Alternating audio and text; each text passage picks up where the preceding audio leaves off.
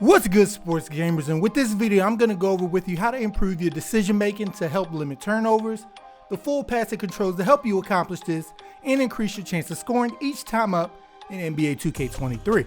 Alright, let's get it! Before we talk about the passing controls, I want to go over how to improve your overall decision making to avoid a turnover fest.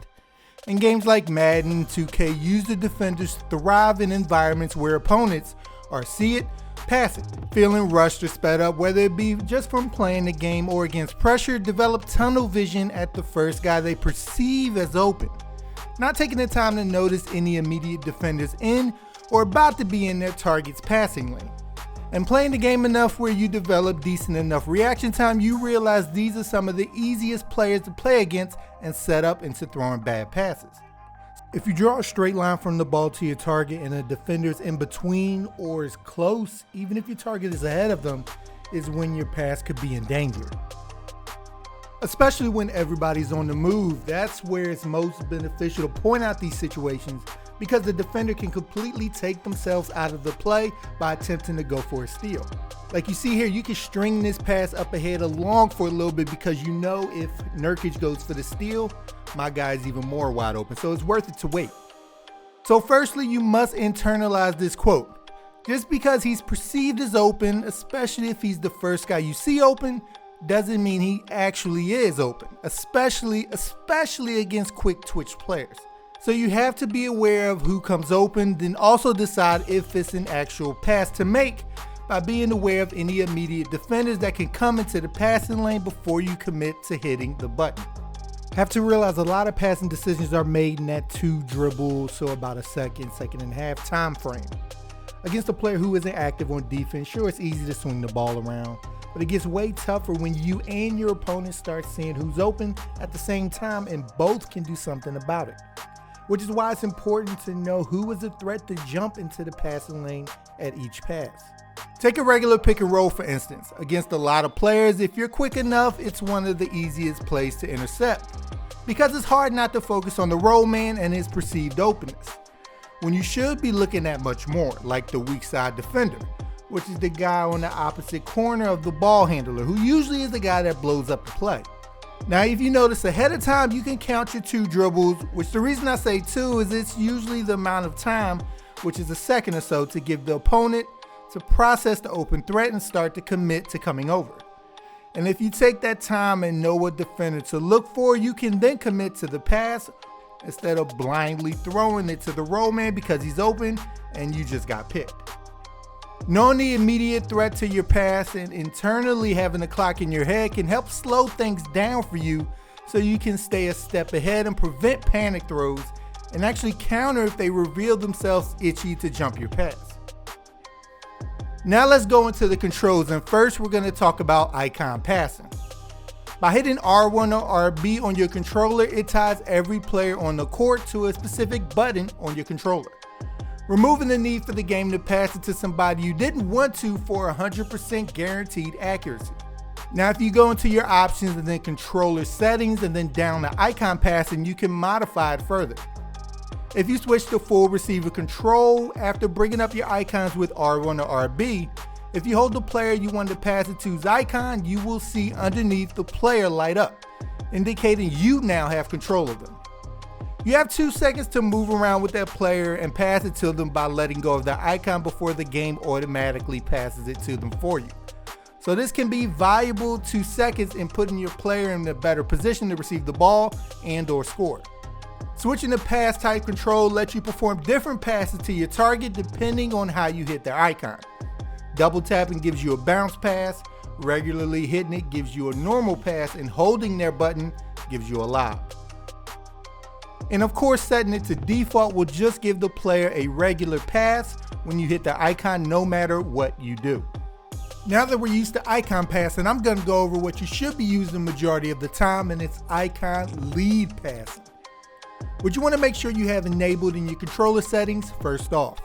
You need to use it heavily because it can turn a regular pass down the court into an easy 2 points consistently, simply by changing the direction a player receives the ball.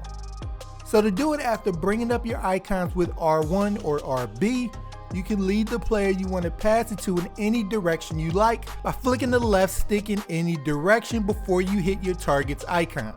This can lead them directly to the basket against flat-footed defenders, keep the ball away from a defender, or push them towards the three-point line for a shot. Icon lead passing is something you definitely need to add to your game if you haven't already.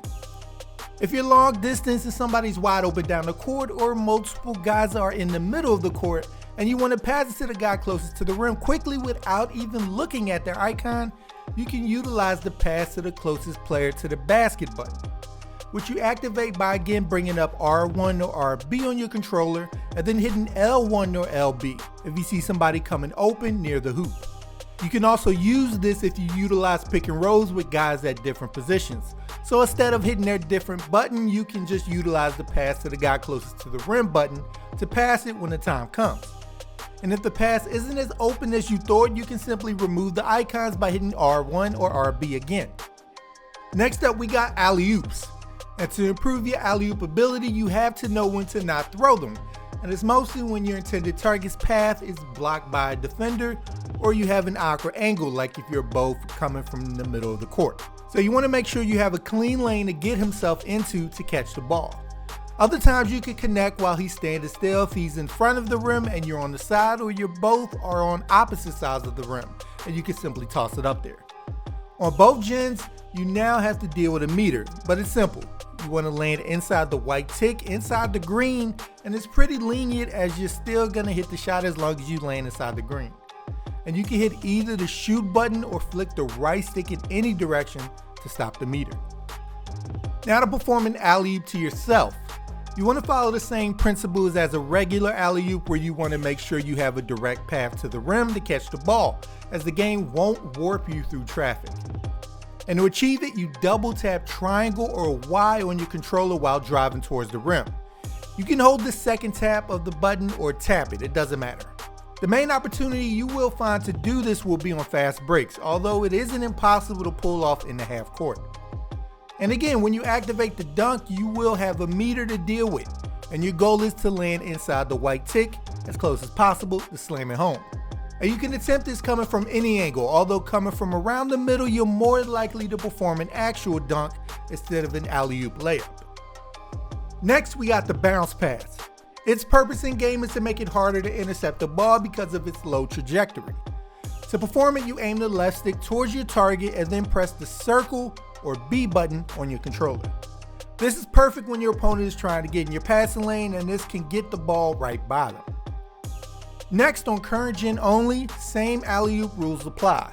You can perform a bounce pass alley-oop by pressing X and circle or A and B at the same time on your controller. Next, we got the fake pass, which you pull off by holding the triangle and circle button at the same time, or Y and B at the same time.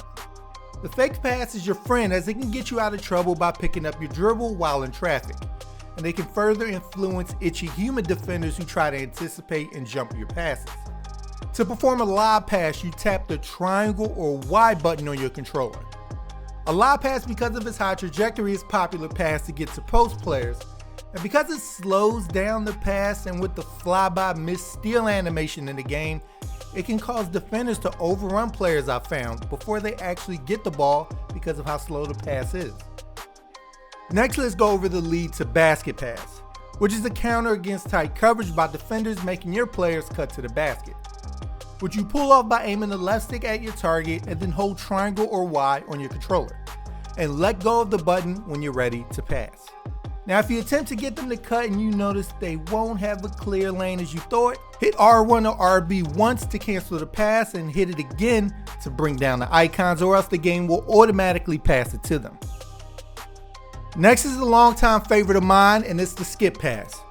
Its benefit is if you ever run into a situation when there are two players in the same line of vision as the ball handler, doing a skip pass will ignore the guy closest to you that the game will pass it to if you hit a regular pass, and instead pass it to the guy furthest away, saving milliseconds, bringing the icon up, registering it, and then passing it. And to pull off a skip pass, you aim the left stick at your target and then hold the X or A button on your controller. So you're basically charging up the regular passing away.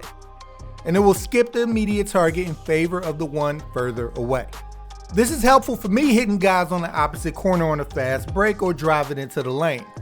Now, if you never use the skip pass, you can disable it altogether by going into your options and then controller settings and down to skip pass and disable it.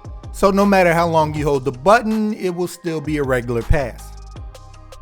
Next, we got the flashy pass, and to pull off a highlight worthy pass to a teammate, you aim the left stick at your target and then double tap the circle or B button on your controller.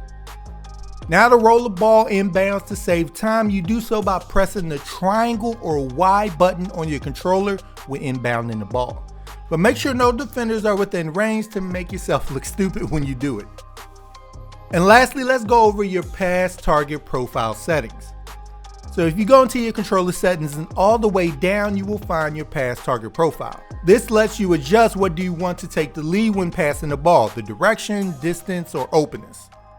By default, pass target direction and distance will almost have a 50-50 split, with distance being the most important. And there are different presets that will favor each of the three to various degrees, as well as custom to change it to your liking.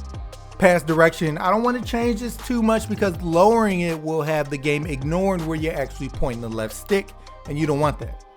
Pass target openness, for instance, if you crank it all the way up just by hitting the pass button, the game will literally pass to whoever the most open is for you, instead of you yourself surveying the court. And pass target distance cranked up will have you targeting players furthest away, removing the need for a skip pass. So with that, I hope this video was able to help you out. I see a lot of turnovers playing games online where guys can easily avoid that if they take an extra half second to think about their passes. And I'm glad I was able to put this video together to hopefully help you out. And if you like the content, make sure to subscribe to Sports Gamers Online for more NBA 2K23 content. And once you're with us, hit that bell icon at the bottom so you don't miss anything we put out. All right, people, I'm Chris. Thank you all for watching, and be good, y'all.